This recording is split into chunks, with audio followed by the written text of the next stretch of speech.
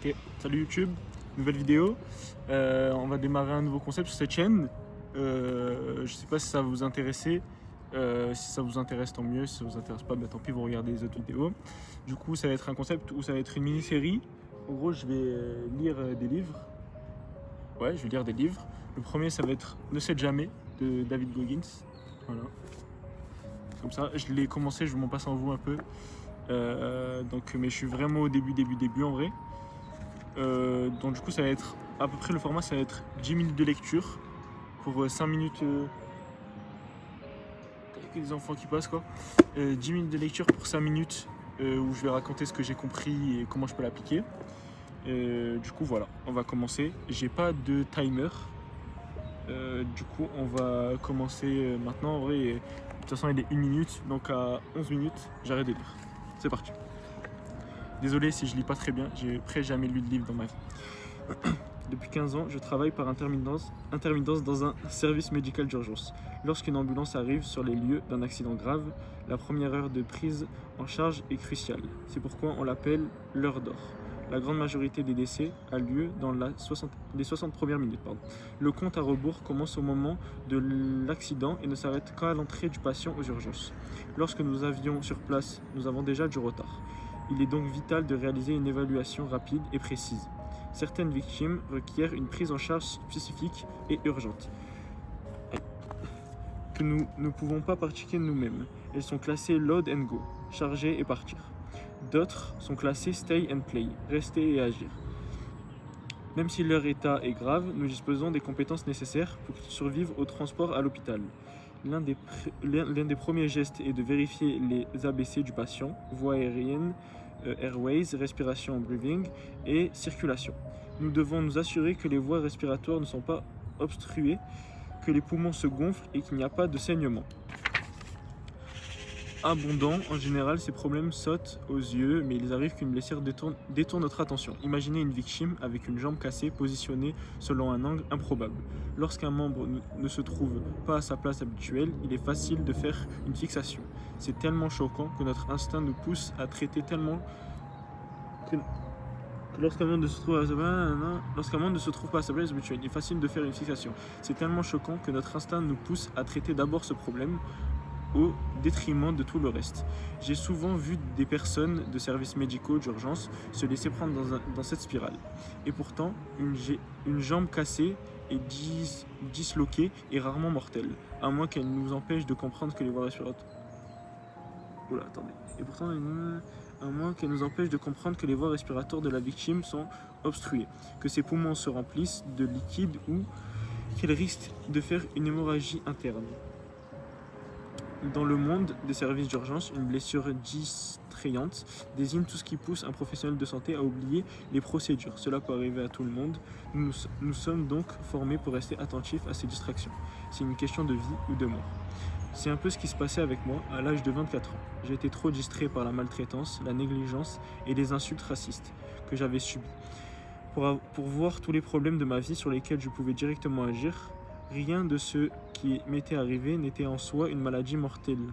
Pourtant, je passais tellement de temps à penser à ce que mon père nous avait fait subir et je sentais tellement seul que je refusais de vivre. Et lorsque vous pensez à votre vie, à déplorer ce qui se passait ou à vous demander pourquoi moi, vous finissez par mourir sans rien avoir accompli. Attendez, je sens qu'il y a un truc au-dessus de moi mais je suis pas sûr. Bon, bref. Le voyage à Buffalo était une pure distraction, je n'étais pas prêt... Ah oui, attendez, petit résumé avant, il est 4 minutes, je ferai jusqu'à 12. Je vous fais un mini résumé parce que je ne l'ai pas fait, my bad. En gros, le début, il a commencé comment? Bon, vous connaissez tous, je pense, David Goggins. C'est un livre qui raconte son histoire. Il a subi des maltraitances par son père. Et du coup, il était allé au bout de, je sais plus à quel âge, 24 ans, je crois, comme ça, 20 ans, bref, 21. Il est allé le voir pour le confronter, etc. Il lui a parlé avec lui et tout. Ça a été un déclic dans sa vie. Et voilà, et à partir de là, il avait reçu aussi la médaille des SEALs aux États-Unis. C'est les Marines, je crois, en France, un truc comme ça. Ouais, c'est les Marines en fait, je suis sûr. Et voilà. Je reprends. Le voyage à Buffalo était une pure distraction. Je n'étais pas prêt à agir pour changer de vie. J'étais simplement en mission de collecte de preuves. D'ailleurs, au moment où je l'ai compris, il m'était quasiment impossible de devenir un Navy SEAL. Ouais, voilà.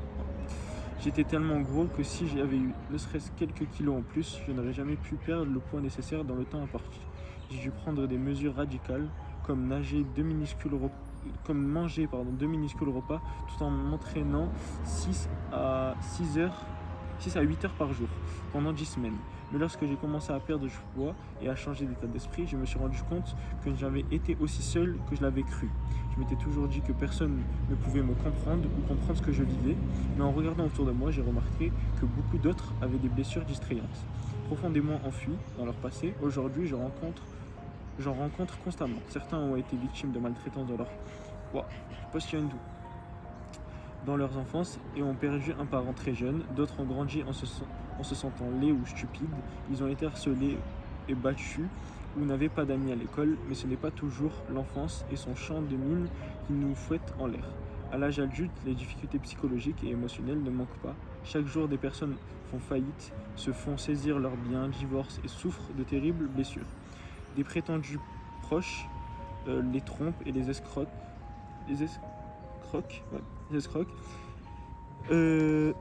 D'autres sont victimes d'agressions sexuelles ou perdent tout ce qu'elles possèdent dans un accident ou une inondation, ou voient leur enfant mourir.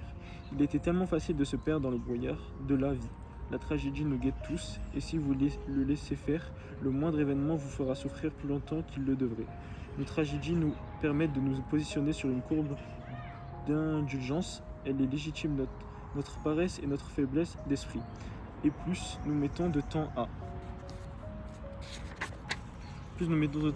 digérer cette douleur, plus il devient difficile de reprendre sa vie en main. Parfois, cette faiblesse et cette paresse prennent racine dans la haine et la colère. Tant que nous ne recevons pas la confession, les excuses ou le dédommagement que nous pensons mériter, nous continuons de nous apitoyer sur nous-mêmes dans une sorte de rébellion moralisatrice. Contre nos bourreaux, voire contre la vie elle-même, certains d'entre nous s'arrogent des droits.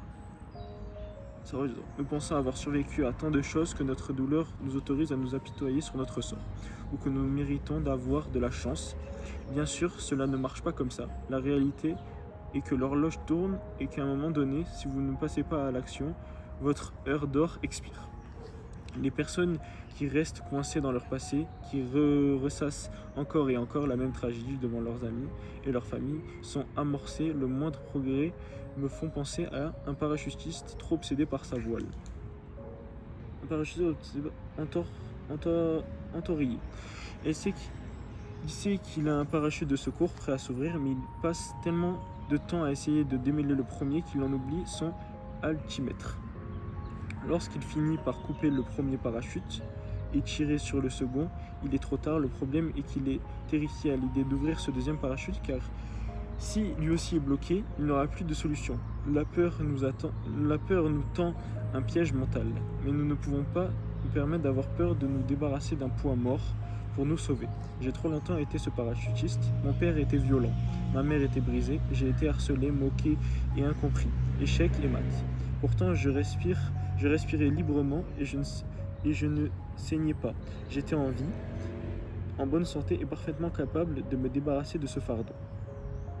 J'avais perdu beaucoup trop de temps à me raconter la même tragédie. J'avais besoin d'aller de l'avant. Il était temps d'écrire un nouveau chapitre. Si le hasard ou la nature a bousillé votre vie, la réalité est que vous pouvez blâmer personne. Mais le caractère aléatoire des événements peut vous donner le sentiment d'avoir été désigné par le destin. Si vous pensez que l'on vous a fait du mal, vous attendez peut-être une confession ou des excuses pour passer à autre chose. Je suis désolé de vous dire que les excuses, cette confession larmoyante dont vous rêvez, ne viendront jamais. La bonne nouvelle, c'est que vous n'avez besoin de personne pour vous libérer de votre traumatisme. Vous pouvez le faire vous-même. Mon père ne m'a jamais présenté d'excuses. Personne n'a jamais été désolé de ce que j'ai vécu. J'ai dû me rendre à l'évidence, même si je ne méritais rien de tout cela. J'avais donné tout pouvoir à Trunis Goggins. C'est son père. Je devais le reprendre, je devais chasser mon démon, le réduire au modeste et pathétique personnage qu'il était en l'humanisant. Les épreuves de mon enfance m'avaient démoli, mais lui aussi avait affronté des malheurs qui avaient fait de lui le raté qu'il était.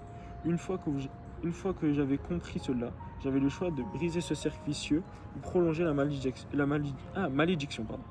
Tels des ambulanciers sur les lieux d'un accident de la route, nous devons agir avec un sentiment d'urgence et être à l'écoute du tic-tac de l'horloge tapie au fond de notre esprit. Car tout ce que nous faisons dans la vie a une date limite. Tous nos rêves portent des dates de péremption gravées à l'encre invisible. Les fenêtres de tir peuvent se refermer et elles se referment. Il est donc impératif de ne pas perdre de temps sur des sottises. Aucun de nous n'a la moindre idée de ce qui nous attend ou du moment où notre temps sera écoulé. Je fais donc de mon mieux pour ignorer tout ce qui est contre-productif.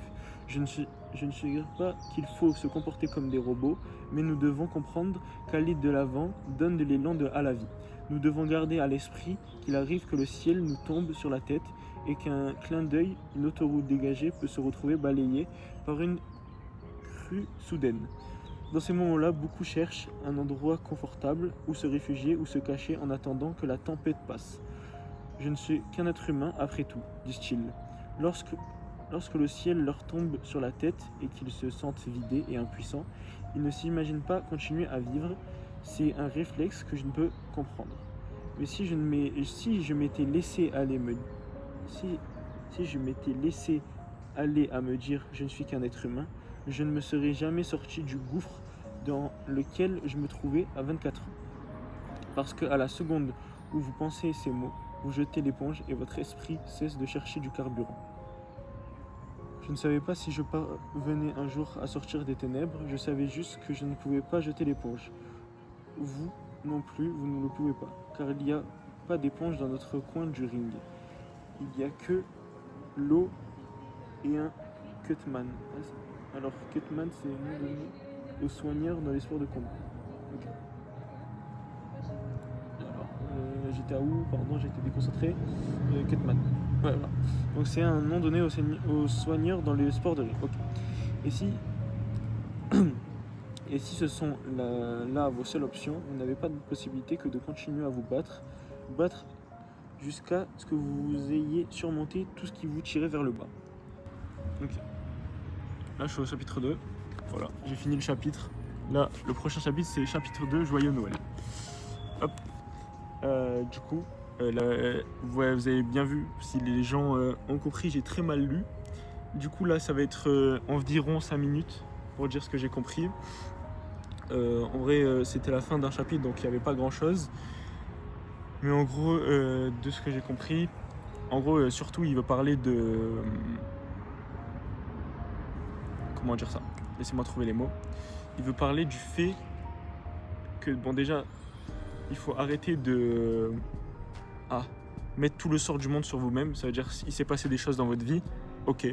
Il se passe des choses à tout le monde. Perdre quelqu'un, perdre de l'argent, que quelqu'un vous trompe, qu'un ami vous trahit, ça arrive à tout le monde dans le monde et ça va arriver à beaucoup de monde aussi.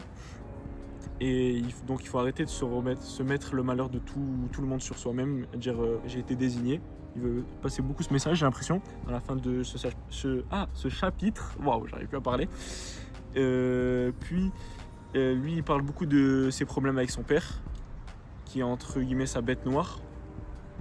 Et lui, par exemple, il n'a jamais reçu d'excuses parce que c'est lui qui lui a fait beaucoup de mal dans son enfance. Il n'a jamais aussi reçu d'excuses des gens qui l'harcelaient à l'école. Donc il dit qu'il ne faut pas attendre d'excuses des gens et juste surmonter tout seul. Par exemple, aussi, il dit que, par exemple, il s'entraînait 6 à 8 heures par jour donc en sport pour entrer dans la marine américaine. Par exemple, je pense, ça c'est un truc que je pense tout seul et que tout le monde peut apprendre. Je sais plus exactement combien de kilos il faisait, mais je crois qu'il faisait 120, je crois, un truc comme ça. Et vous imaginez en 6 semaines pour entrer à l'armée, et en plus marine, parce que je crois que c'est l'un des plus gros trucs aux États-Unis, les SEALs. En combien de temps? Je crois qu'il a dit 8 semaines. Bon, je sais plus. Bref, pour le nombre de semaines qu'il a dit, je peux retrouver en vrai si je... Ouais. Bref, pour le nombre de semaines, il s'entraînait 6 à 8 heures par jour. Et il a perdu tous ses kilos, donc c'est la preuve qu'il avait un objectif, il a travaillé pour cet objectif et comment on appelle ça, il a réussi son objectif finalement, il a réussi à rentrer dans l'armée, la marine américaine, alors que il n'avait pas forcément toutes les cartes au début de sa vie, il s'est fait maltraiter, il a reçu du racisme, il n'est pas né dans la famille la plus riche des États-Unis, donc il n'y a aucun point entre guillemets qui l'a aligné à sa réussite, enfin aucun point, je sais pas comment expliquer, mais compris, il y avait aucune case cochée pour qu'il réussisse sa vie quand il est né. Il a dit, il respirait, il saignait pas et il a réussi à réaliser son objectif. Il a réussi à couper toutes les distractions mauvaises, à s'enlever le poids du sort de l'humanité, comme quoi il était choisi et toutes les peines du monde allaient arriver sur lui, alors que ça arrive à tout le monde encore une fois. Et voilà. Maintenant, qu'est-ce que je peux en tirer de ça? Comme j'ai dit dans une dernière vidéo, tout le monde peut réussir honnêtement. Et ça conforte encore plus mon choix. C'est si vous vous donnez les capacités, et si je me donne les capacités, tout le monde peut réussir. C'est que du travail, de la détermination, de la discipline. Arrêtez toutes les mauvaises distractions pour vous. Et ça peut que bien se passer. Il va avoir des hauts, il va avoir des bas.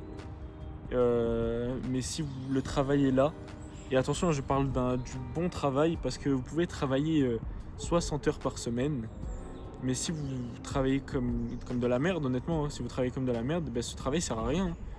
Donc, certes, il faut travailler, mais il faut travailler de la bonne manière. C'est le plus important aussi. Et voilà. Et aussi,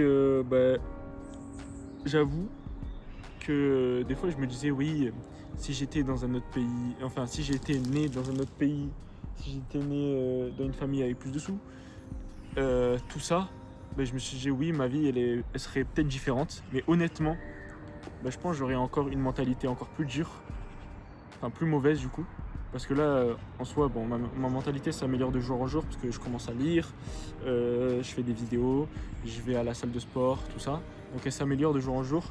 Mais vraiment, parce que ça n'était pas dit dans la fin du chapitre, il remercie vraiment sa mère et vraiment remercier pour les gens qui ça s'est bien passé avec vos parents, remercier vraiment vos parents parce que sans ma mère, ma soeur, etc., je ne serais pas là, je pense, actuellement.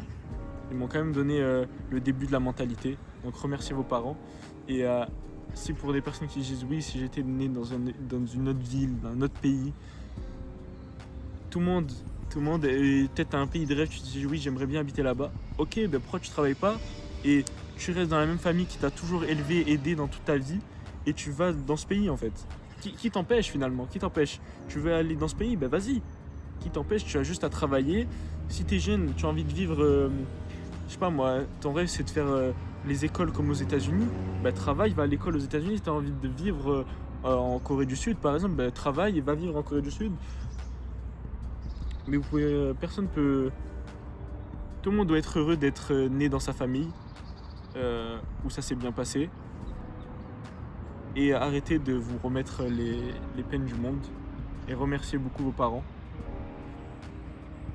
et rendez-les fiers et aussi pour une phrase que vous devez garder, que personnellement moi je garde, c'est que je pense pas qu'il y aura des personnes très riches. Je pense pas qu'il y a des gens qui sont nés dans une famille, c'est très peu de pourcentage qui naissent dans une famille très très riche. Juste imaginez vos parents, si un jour vous rentrez et vous dites maman ou papa, j'ai réussi. Et ou maman, papa, je t'emmène en voyage, ou maman, papa, je t'ai acheté cette voiture. Tout ça en fait, ça va être tellement, va vous rendre tellement heureux et je vous jure que c'est tellement une grosse motivation pour comment on appelle ça, pour réussir et même pour vous-même. Vous imaginez rester allez, on va dire 70 ans de votre vie sans réussir, vous allez faire un job qui va pas vous plaire, gagner un salaire qui va pas vous plaire, vivre dans une ville ou un pays qui va pas vous plaire, faire des choses qui va pas vous plaire, ça ne sert à quoi? Ça sert à quoi? Vous avez qu'une seule vie, vous avez décidé de la ruiner juste parce que vous n'avez pas eu les couilles de passer à l'action, d'enlever ces distractions, de mettre votre personnalité, votre corps dans une mauvaise posture. Bah non. Et même, et en fait, il peut rien vous arriver de pire, comme il disait, comment on appelle ça, dans le livre, un parachutiste, il aime bien rester dans sa zone de confort, ça veut dire il a 2 parachutes et il va en utiliser que un parce qu'il a peur d'aller dans cette deuxième fois où il y a moins de sûreté, c'est plus son habitude. D'habitude, tout le temps, son parachute marche, et il y a une fois, il marche pas.